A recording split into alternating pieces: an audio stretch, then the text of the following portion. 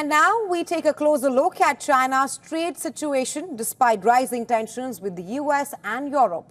China's exports have surprisingly surged. Our next report explores what's driving this boom and the potential hotspots for China. Take a look.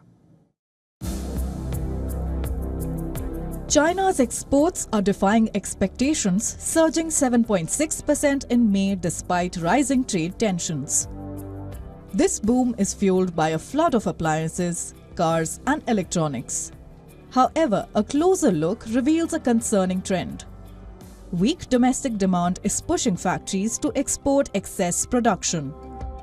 This is evident in the surge of appliance exports while domestic appliance sales plummet. China's trade surplus has also reached a record high, further highlighting the global imbalance. The US tariffs aimed at curbing Chinese exports appear to be having minimal impact, at least for now. In fact, some Chinese companies are rushing shipments to emerging markets to avoid future tariffs. This strategy is evident in the significant rise in exports to Vietnam and Mexico. US still leads China's exports in 2023. Meanwhile, the US trade deficit is widening, reaching $74.6 billion in April. This could shave off nearly a percentage point from US economic growth.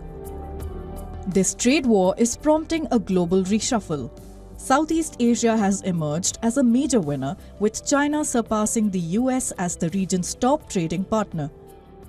Vietnam in particular is experiencing a trade boom, with exports to China surging 24.4%.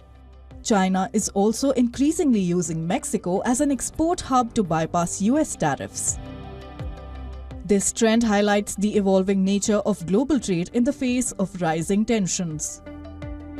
Business Bureau, WION World is One.